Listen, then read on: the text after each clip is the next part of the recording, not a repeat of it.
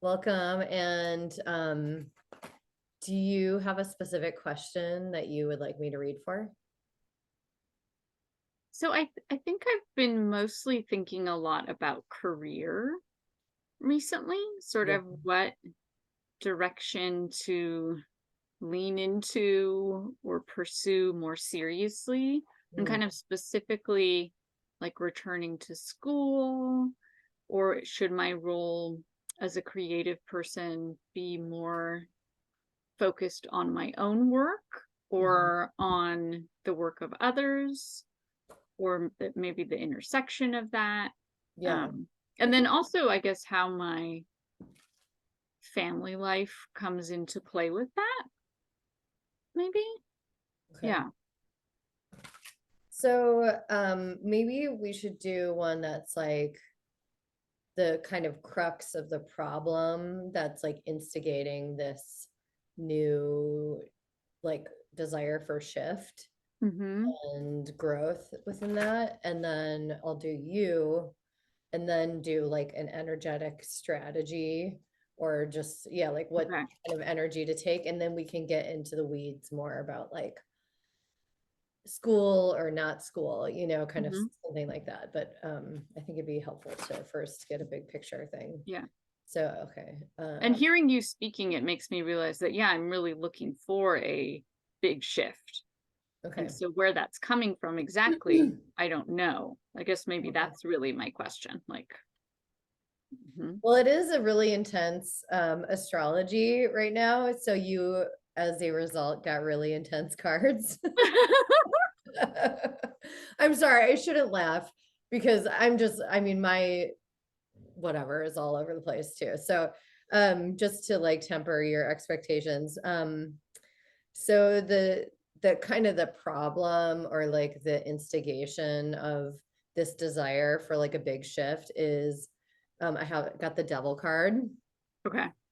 which makes me think that this is like an ongoing thing for you. Like you like the whole like makeover of life, makeover of self, like Mm-hmm. energy, where there's this like kind of fantasy around like, oh, if I just do this huge thing, I get to like experience a different life and like a better me, maybe a better, um, I think because like who doesn't like that like fresh newness of a new start, you know? Mm-hmm. And like, so for you in the reading, I got both Tower and the Chariot. And the Tower is very much like, let's just like scrap it all and start a different way, you know?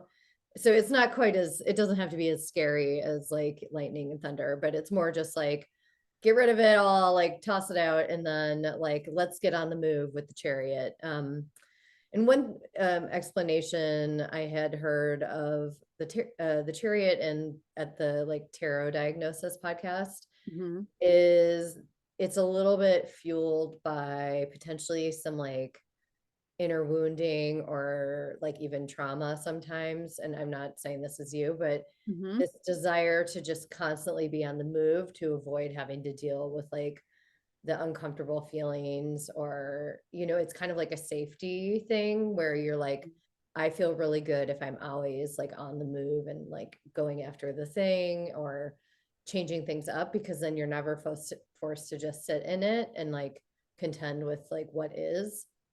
And so it's like a safety response. But I think the Chariot can also be really exciting and offer a lot of reward.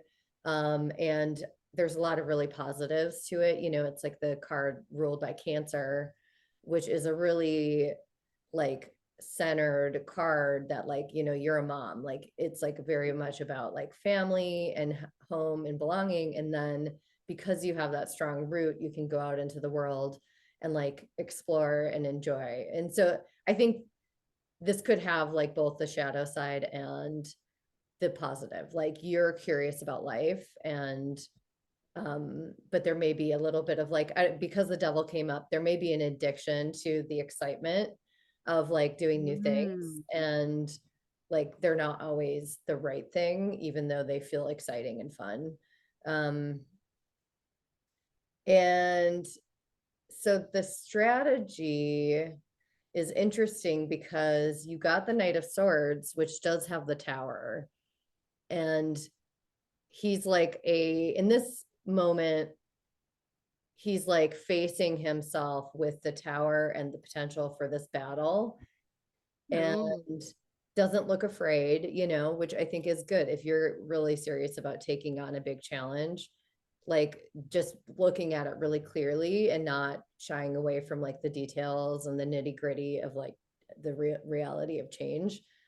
I think that's good. I think the energy can be sometimes like a little too hurried. But he's Mm. also looking at the Six of Pentacles, which in this deck is someone who has all this kind of material wealth and resources and is very secure in their body and is kind of deciding how to give it out. So I guess the question maybe to ask is like, what is worth your time, and maybe considering that the Knight of Swords came up, like what would this like fresh start really offer you and look like? And like really getting like a visualization around all of that, and just like kind of getting really clear about your intentions and like best case scenario before rushing into the thing, whatever it is.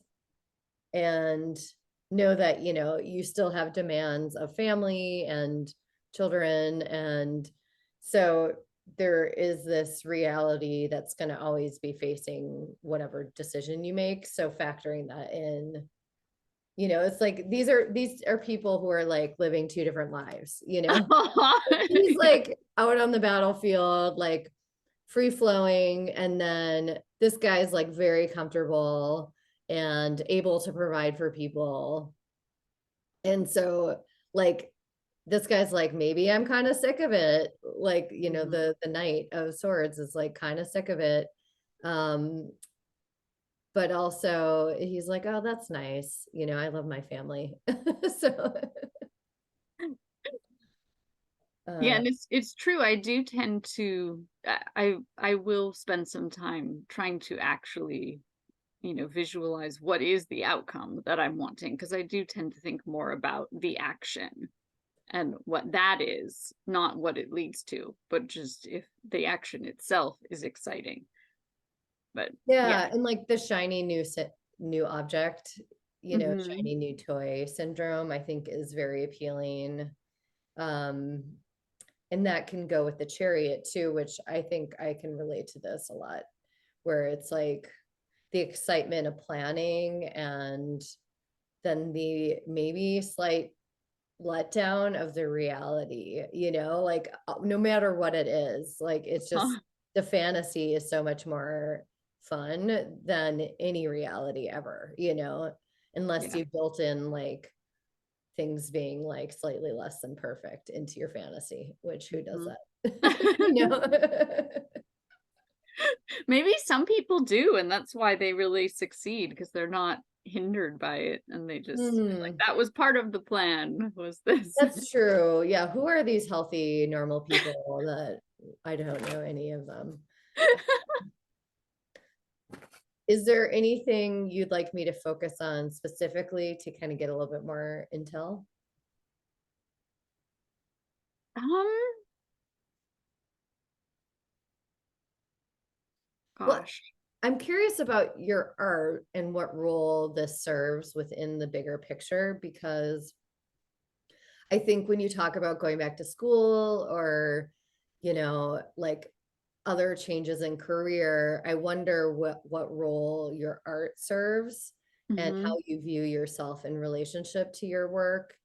Um, and whether like moving to the new thing would provide like a more of a platform for your art, or whether it's still kind of being like, I don't know if it's like being marginalized, or I'm using some of what I know about you, Yeah. where like, are you giving it the due that it's worth, or is Yeah. it maybe not as big of a priority for you right now as like you maybe thought, and you're kind of like on the fence about which it is.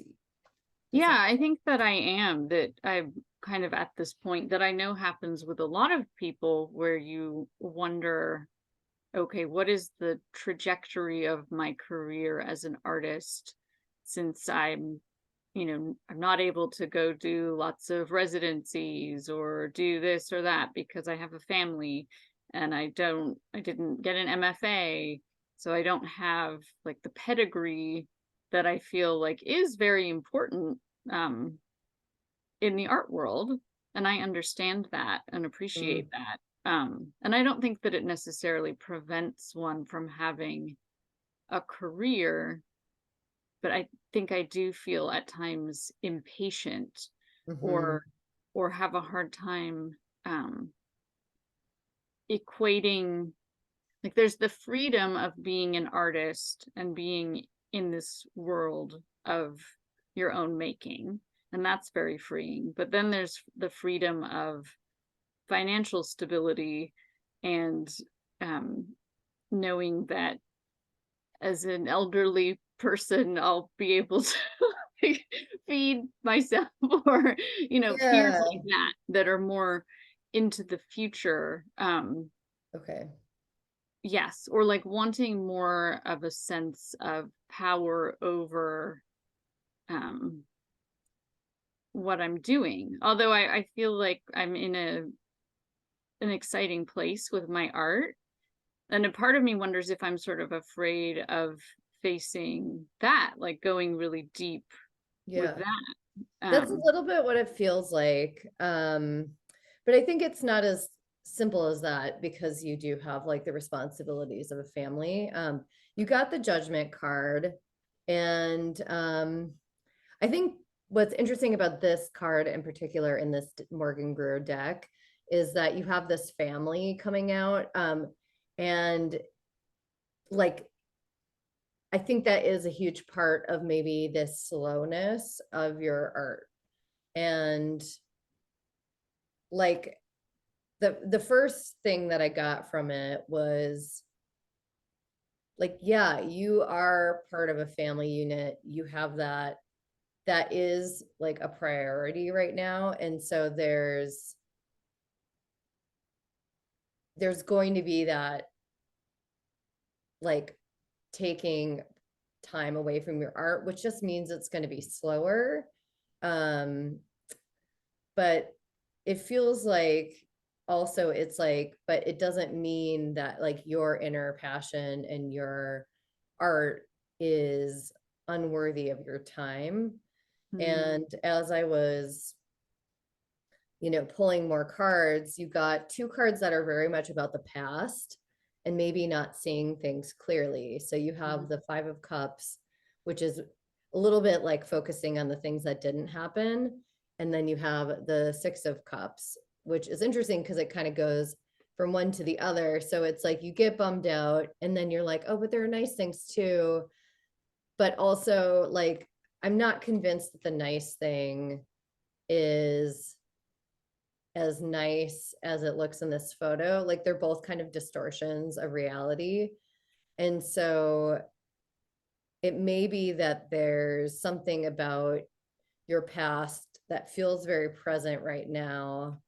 Either, and it could be a childhood thing too, where like the way that you kind of formed your identity around, what value you bring means that you don't feel like what you're doing is enough or that you're allowed to like put time into that because I feel like you are like that. And I did on top of those two cards, I did two cards and I got the King of Wands and the Star, which to me says like creative leadership. Like you used to run a gallery, you're a painter, you're a really excellent drawer in my humble opinion. And so, and you've been around, like you're not fresh out of whatever, like you know the world. And so I think, and you're showing, so I think holding energy in yourself of like this level of the King of Wands and giving that part of you space to develop as if this is true, you know, like even if you don't fully believe it. Um, and then continue to find as the star, like the inspiration around your work and like build a relationship to that as a way to like diminish your connection to maybe past things because it feels like right now you're not taking like what you need from your past and like in a good way. You know, it's like Mhm. I think the art world has changed to a lot, like you were saying a lot about the MFA and just like your pedigree and everything. And I feel like we're in a place where things are shifting more, that people are able to make a career and make good work that's appreciated without that, even though there are some requirements, you know, not to be naive, but it feels like that's like a hurdle that you just have to get over mentally. And Mhm.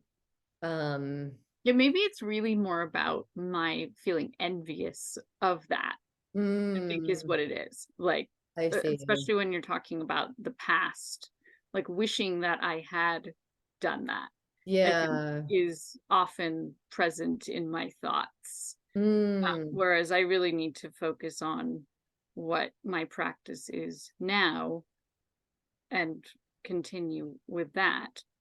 yeah. And again, I feel like the judgment, I was looking a lot at the fire, which is kind of about like fire signs and passion, and also like a little bit of danger. And there's like some uncertainty of like, is this safe? But it's exciting, you know? And I wonder if kind of the earlier part of our reading, that appeal of like something like an MFA program, it's such a departure from what you're doing now that it's like, whoo, that's fun, a little scary, you know, a little bit like, don't know how it's going to work out if I did that, you know, and so it feels like a little bit because, you know, people like myself have gone through MFA programs and they're forced to do things that they don't want because of their debt, you know, and you don't have that. So there's a lot of give and take when you take on Mhm. something like that. And I think, you know, that's not to say it's not going to be the right decision down the line, but it seems like the cards are saying like be aware of all of the information in a really clear way before like limiting yourself. And again, like an MFA program is going to want you more if you're really embodying the King of Wands. So Yeah. and if you're really excited about your work, you know, like those are the two things that people want to see regardless of where you are, you know. So I think that these are saying to focus on that um and also maybe just get some more time in for like nurturing yourself. Like the star Mhm. can be a little bit a call to like go to a Korean spa and do the hot pot and then the cold pool for a while, you know, or like get some scrubs or some massages and like Yeah. just really indulge in like the part of you that needs like some nurturing and like break from like your different roles, you know, where you have to Mhm. be like public facing, family facing, you know, wife facing, and you can just be you for you, you know, like Mhm. reclaim your body for a bit. And um that feels like kind of this other aspect because the King of Wands is very like kind of masculine Yeah. energy, which you kind of need as like a fiery position in the art world or whatever, but then also having this like divine feminine piece and don't like consider that as less than. Mhm. Um, Yeah. I was actually thinking of going to the spa today. oh my God, well, Yeah. you should do it. Yeah, it sounded really appealing to me earlier today, just to like really connect with my body. And like I had COVID for the first time earlier this month. Oh, And like I haven't even been to the studio for over a month.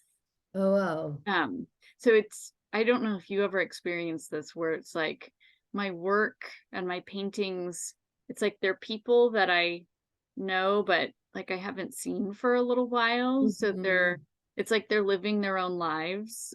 And then I need to reconnect with them and Yeah. be like, hey, what's going on with you? And maybe see something different within them, like something that's revealed that I hadn't noticed before. Yeah.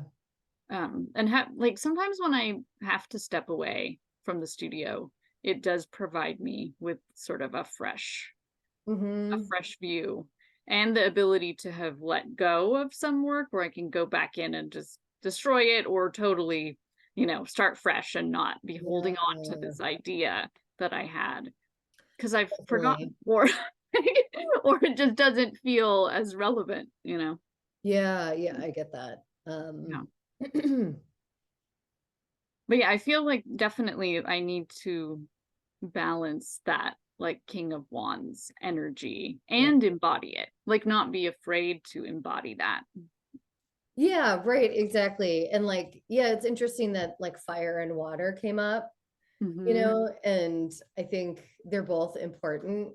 And water is also emotion. And so not let your fire side like drown out or cut off any of the water side, like maybe emotions are like the less easy part for you to feel, Hmm. or maybe it gets confusing with your more creative energy. And so like allowing for both to exist and give them both a voice.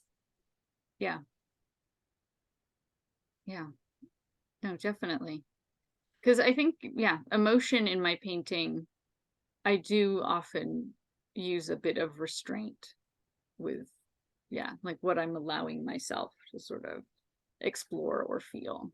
So that would be interesting to sort of bring into my practice, I think. Yeah, oh, that's cool. Hmm. See that.